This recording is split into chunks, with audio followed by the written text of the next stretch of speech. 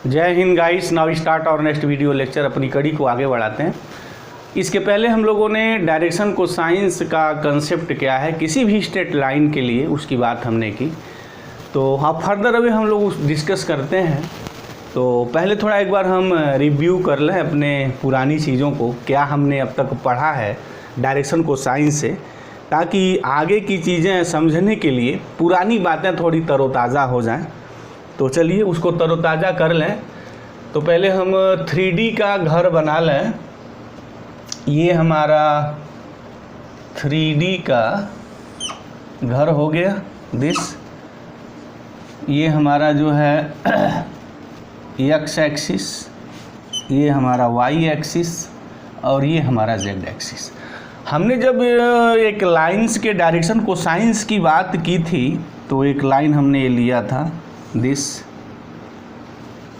ये directed line हमने यल कहा था और एक्स एक्सिस से एंगल अल्फ़ा बना रहा था और वाई एक्सिस से इसकी जो एंगल थी वो बीटा थी और जेड एक्सिस से जो इसकी एंगल थी वो हमारी गामा थी। ये बातें थी मेरी। एक बात और, अगर लाइन ओरिजिन से नहीं पास कर रही है तब कैसे निकालेंगे? तो करना क्या है, हम ये जानते हैं किसी भी लाइन के पैरेलल हम लाइन हमेशा ड्रा कर सकते हैं। जैसे मान लीजिए कि स्पेस में कोई लाइन ऐसे दी हुई है, अब इसका हमें डायरेक्शन से कोसाइंस निकालना है तो कैसे निकालेंगे? अब इसके एक पैरेलल लाइन लीजिए जो ओरिजिन से पास करता हो, और हमें पता है कि पैरेलल लाइनों के साथ सब चीज़ एक ही होता है। तो अगर ये लाइन एक्स वाई जेड से जो एंगल बना रही है तो इसके पैरेलल कोई भी लाइन ओरिजिन से अगर खींचेंगे तो भी वही अल्फा बीटा गामा एंगल बनाएगा, एंगल सेम होगा अगर लाइन पैरेलल है तो कोई ज़रूरी नहीं है कि लाइन ओरिजिन से पास करे तभी हम डायरेक्शन कोसाइंस निकाल दें। लाइन हमारी कहीं भी हो तो उस लाइन का एक्स वाई जेड के साथ जो झुकाव है, जो एंगल है, उस एंगल का जो कास है उसी को हम डायरेक्शन कोसाइंस कहते हैं। अब हम एंगल निकालेंगे कैसे एक्स वाई जेड से? कुछ नहीं करना है, इसके पैरेलल आप लाइन एक ड्रा कर दीजिए। तो अब वो लाइन जो एक्स वाई जेड से एंगल बनाएगी वही एंगल इसकी होगी। तो एक बात ध्यान में रहनी चाहिए कि कोई ज़रूरी नहीं है लाइन ओरिजिन से पास करे तभी आप डायरेक्शन कोसाइंस निकालेंगे। किसी भी डायरेक्शन कोसाइंस, किसी भी लाइन के डायरेक्शन कोसाइंस का मतलब ये है कि एक्स वाई जेड के साथ उसका जो झुकाव है उसका कास, बस। दूसरी बात हमने जो ली थी तो वो ये कि एक पॉइंट P लिया था, OP का कंसेप्ट की बात थोड़ी आई थी यहाँ। तो उस फिगर को थोड़ा मैं यहाँ ड्रा कर लूँ। ये हमारा O था, ये P था, राइट। और इसके कोऑर्डिनेट को इसके पहले के लेक्चर्स में हमने एक्स वाई जेड लिखा था, OP को R लिखा था। अगर ये एक्स एक्सिस है तो ये एंगल मेरी अल्फ़ा थी, तो कास अल्फ़ा की जो वैल्यू निकली थी वो एक्स दिस, और यही मेरा एक्स था, एक्स अपान R था। सिमिलरली अगर हम कास बीटा निकालें तो वाई बाई आर आएगा, और अगर हम कास गामा निकालें तो जेड बाई आर आया था। ये रिलेशन था। एक और रिलेशन था हमारे पास कि x square plus y square plus z square is equal to r square. इस रिलेशंस को भी हमने कहा था be keep in mind here, ठीक है। अब यहाँ क्या है कि इसके पहले के लेक्चर्स में बात की गई थी कि किसी भी लाइन का जो डायरेक्शन कोसाइन होता है वो दो होता है। हम क्या करते हैं कि एक फिक्स डायरेक्शन कर देते हैं और उस फिक्स डायरेक्शंस को हम रिप्रेजेंट करते हैं L M N. This is the direction cosine of a fix directed line. Fix directed line का मतलब हमारा क्या है? जैसे हमें पता है कि मान लीजिए कि कोई लाइन गिवन है आपके पास, मान लीजिए लाइन ए बी है, तो इस लाइन ए बी का दो डायरेक्शन कोसाइंस होगा, एक इस डायरेक्शन के साथ और एक इस डायरेक्शन के साथ। अब आप कोई एक फिक्स कर दीजिए, मान लीजिए मैं फिक्स कर दे रहा हूँ, तो जो फिक्स्ड है उसका हमारा रिप्रेजेंटेशन यल एम एन है। अच्छा, डिफरेंस क्या होता है? अगर यल एम एन इस डायरेक्शन का है तो इस डायरेक्शन का minus l minus m minus n हो जाता है। अगर ये आप यल एम एन लेते हैं तो ये minus l minus m minus n हो जाता है। बट इट डजंट मैटर, कोई मैटर नहीं हमारा। यहाँ यल एम एन जो रिप्रेजेंटेशन है वो फिक्स डायरेक्शन कोसाइंस का है, मतलब हम एक ही लिखेंगे। आप चाहे ये लिखिए या ये लिखिए, वो कोई मैटर की चीज़ यहाँ नहीं है। ठीक है, तो यल हमारा क्या है, direction cosines of a line, और कास अल्फा को, कास बीटा को, कास गामा को हम डायरेक्शन कोसाइंस कहते हैं। तो इसका मतलब ये हुआ कि l is equal to cos alpha, m is equal to cos beta and n is equal to cos gamma. ये मतलब हो गया हमारा दिस। और इसको नोट कर लें कि यल यही मेरा कास अल्फा है और एन यही मेरा कास गामा है, एम यही मेरा कास बीटा है, दिस। अब हम ये जानते हैं कि x square plus y square plus z square is equal to r square होता है। तो since x square plus y square plus z square is equal to r square, तो अगर हम लोग आर स्क्वायर से डिवाइड कर दें तो ये हो जाएगा एक्स बाई आर। ये भी रिलेशन हमने इसके पहले की वीडियो लेक्चर्स में निकाला था और कहा था कि आप इसको नोट कर लें। देखिए ये वैल्यू 1 हो गई मेरी। अब यहाँ से अगर देखें तो एक्स बाई आर की जगह मेरा कास अल्फा है, इसकी मीनिंग कास अल्फा का square, plus Y by R का मतलब हो गया cos beta, meaning cos beta का whole square, this cos gamma का whole square is equal to 1, यानी cos square alpha plus cos square beta plus cos square gamma की value 1 होती है, दिस। और ये बड़ा इंपॉर्टेंट रिलेशन है ये। अच्छा यही नहीं, कास अल्फा को हम यल भी कहते हैं, तो this is the l square plus M square plus N square is equal to 1। Here l M N is what, direction cosines, और इसी को हम शॉर्टकट में बताए थे DRS लिखते हैं, direction cosines of a line. अच्छा इस रिजल्ट से, ये रिजल्ट प्रूफ ऑलरेडी वो पूछा जाता है, तो इस रिजल्ट का प्रूफ मेरा यूँ ही है। यानी ये फर्स्ट जो लेक्चर्स में हमारी बात थी उसको थोड़ा अगर एक्सटेंड कर दें तो ये मेरा रिजल्ट आता है। ये भी मेरा इंपॉर्टेंट रिजल्ट है, तो थोड़ा मैं इसकी यहाँ बात कर लूँ, फिर इसके बाद यहाँ फर्दर अवे इस रिजल्ट से एक और मार्वलस रिजल्ट निकलता है, उसकी भी मैं बात कर रहा हूँ। L square plus M square plus N square जो 1 है, इसकी मीनिंग क्या है, थोड़ा इसकी बात हम समझ लें। हाँ, इसको थोड़ा हम एक्सप्लेन कर दें, थोड़ा हम ज़रूरत समझ रहे हैं उस चीज़ की। और बच्चों सीरियसली यहाँ इस चीज़ को जो मैं बोलने जा रहा हूँ बड़ा ध्यान से सुनना है। यहाँ यल एम एन क्या है, L M N be the direction cosines of a line, ठीक है।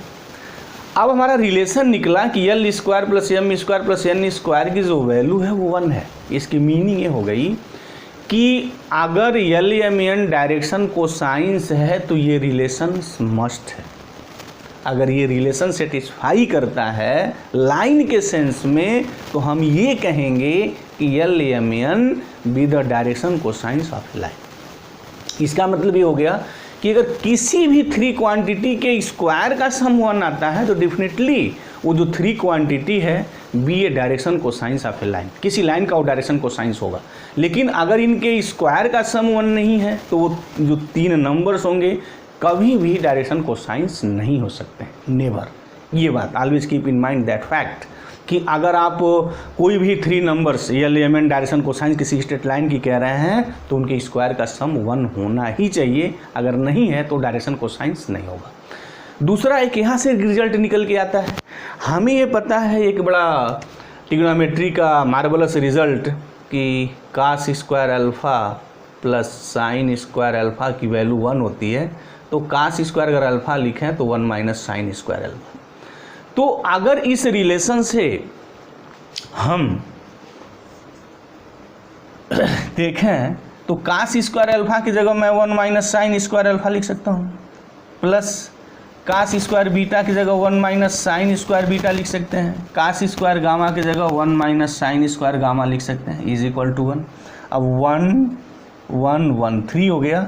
तो अगर मैं इसको सॉल्व करूँ तो फाइनली वैल्यू आएगी sine square alpha plus sine square beta plus sine square gamma is equal to 2। ये भी एक बड़ा इंपॉर्टेंट रिलेशन है कि अगर अल्फा बीटा गामा, कोई एंगल नहीं है यहाँ, ये मत समझिएगा कि alpha beta gamma be the angles of a triangle, no sorry, alpha beta gamma be the angle making by a straight line with coordinate axis. और कोऑर्डिनेट एक्सिस हमारा अल्फा क्या है कि लाइन एक्स एक्सिस से जो angle बनाता है, beta क्या है वही लाइन वाई एक्सिस से जो एंगल बनाता है, और गामा वही लाइन जेड एक्सिस से जो एंगल बनाता है। ये अल्फा बीटा गामा का कंसेप्ट है। तब ये sine square alpha plus sine square beta plus sine square gamma is equal to 2 होगा, अदरवाइज 2 नहीं होगा। अगर अल्फा बीटा गामा वो चीज़ नहीं है तो ये कभी नहीं होगी। Always keep in mind that fact. ये अल्फा बीटा गामा किसी ट्रायंगल के इंटीरियर एंगल नहीं है, ठीक है। अब यहाँ एक और बड़ा स्ट्रॉन्ग कंसेप्ट आता है इस डायरेक्शन को साइंस के बाद, डायरेक्शन रेशियो का कंसेप्ट आता है। तो what is the direction ratio, तो उस बात को थोड़ा हमें आप क्लियर कर दें कि डायरेक्शन रेशियो क्या है, डायरेक्शन रेशियो कहते किसे हैं। एक्चुअल में ये जो डायरेक्शन कोसाइंस है हमारे, जिन 3 नंबरों के प्रोपोर्शनल होते हैं उन्हीं को हम डायरेक्शन रेशियो कहते हैं। ये मतलब कि जो LMN किसी लाइन का अगर डायरेक्शन कोसाइन है तो वो 3 नंबर्स जो LMN के प्रोपोर्शनल हैं उसको डायरेक्शन रेशियो कहते हैं। मैथमेटिक्स की दुनिया में उसको डायरेक्शन रेशियो कहा जाता है, ठीक है। ये तो डिफिनीशन है, बट एक बिगिनर स्टूडेंट उसको कैसे समझेगा उस चीज़ को मैं अब यहाँ एक्सप्लेन करने जा रहा हूँ। तो चलिए, क्या है, हमारी जैसे कोई एक लाइन है मेरे पास AB दिस, ये AB हमारे पास कोई लाइन है। इस AB लाइन का हमारे पास डायरेक्शन कोसाइंस LMN है, ये हमारा जो है DCS है। तो इसकी मीनिंग ये होगी कि L square plus M square plus N square is equal to 1 होगा, ठीक है। अगर LMN किसी लाइन AB की डायरेक्शन कोसाइन है तो L square plus M square plus N square की वैल्यू 1 होगी। अब डायरेक्शन रेशियो का कंसेप्ट क्या होता है, डायरेक्शन रेशियो,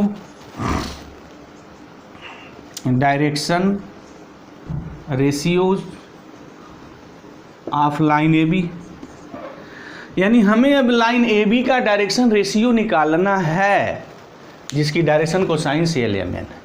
तो वो 3 नंबर्स, कोई भी 3 नंबर्स, जैसे हमने ABC नामकरण संस्कार कर दिया, जो LMN के प्रोपोर्शनल है, मतलब L proportional to A, M proportional to B, N proportional to C, ये है। अगर ऐसा है तब हम ABC को डायरेक्शन रेशियो कहते हैं। तो चलिए ठीक है, अब प्रोपोर्शनलिटी अगर हटाते हैं तो सबको पता है, कोई कांस्टेंट लिख देते हैं। तो मान लीजिए हमने KA लिख दिया, M is equal to KB लिख दिया, N is equal to KC लिख दिया। आप लैम्डा लिख दीजिए, म्यू लिख दीजिए, कोई भी कांस्टेंट लिख दीजिए। प्रोपोर्शनलिटी जब हटती है तो कांस्टेंट लगती है, ठीक है। तो L बाई A, यहाँ से L by A is equal to K हो गया, ठीक है जी। M बाई B हमारा K हो गया, और यहाँ से N by C is equal to K हो गया। तो इन रिलेशनों से हम क्या लिख सकते हैं, सभी K हैं, तो L by A is equal to M by B is equal to N by C। ये एक रिलेशन हो गया, बड़ा इंपॉर्टेंट रिलेशन हो गया ये। डायरेक्शन कोसाइंस और डायरेक्शन रेशियो के बीच में एक रिलेशन हो गया। This is the relation between direction cosines and direction ratio. अब चलते हैं अपनी बात पे आते हैं कि ABC जो है डायरेक्शन रेशियो है लाइन AB की, जिसका डायरेक्शन कोसाइन LMN है।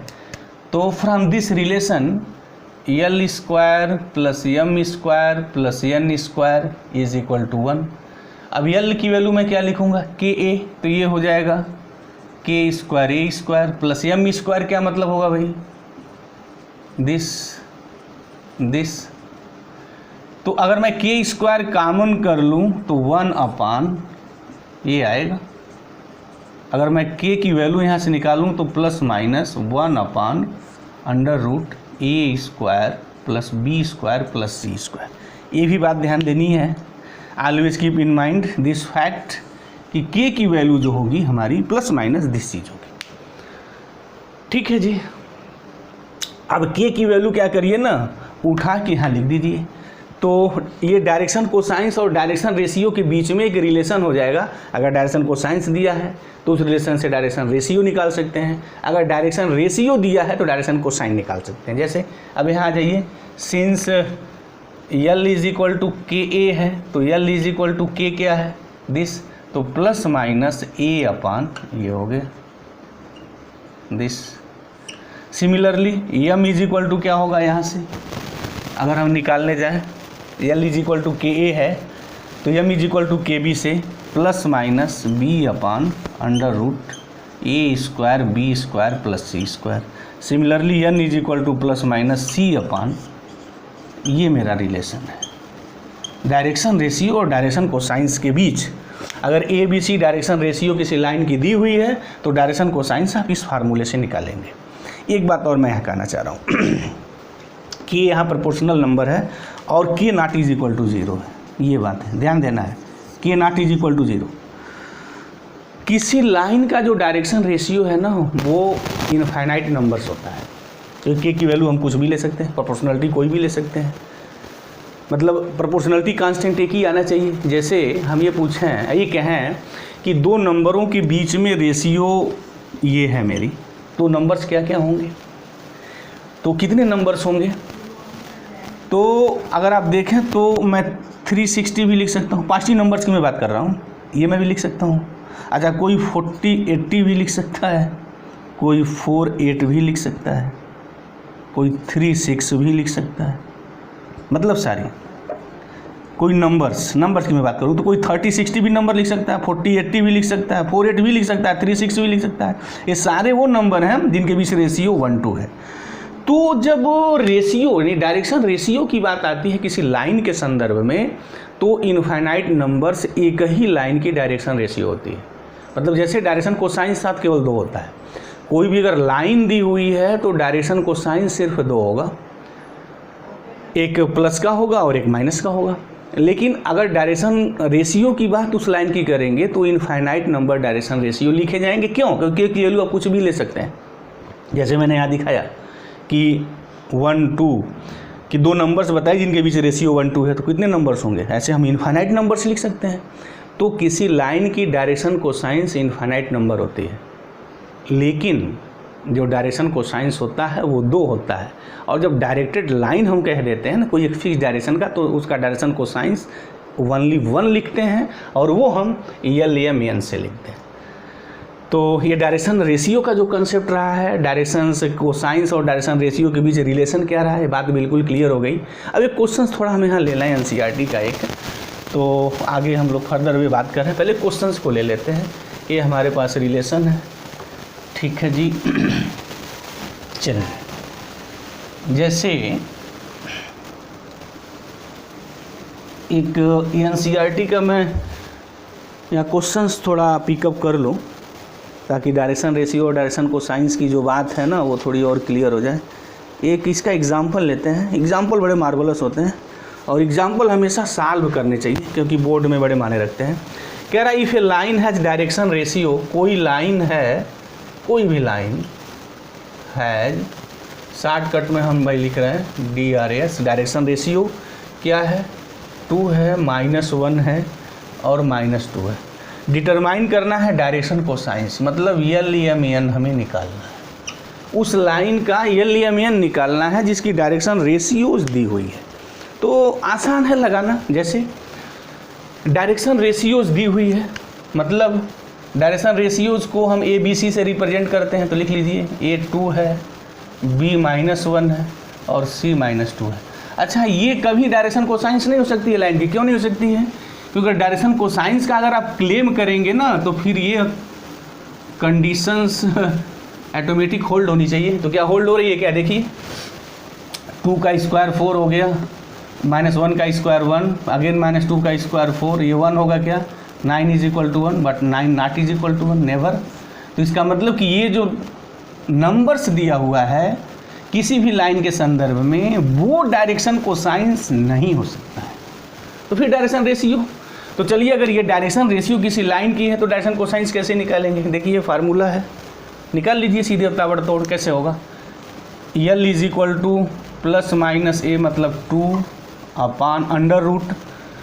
अच्छा, अगर इसके स्क्वायर को अंडर रूट सॉल्व करेंगे तो A स्क्वायर 4 1 4, तो कितना आ जाएगा +-2/9 मतलब 3, ये हो गया। M इज इक्वल टू + लिखेंगे तो बात वही आएगी 1 अपान दिस, इसकी वैल्यू 3।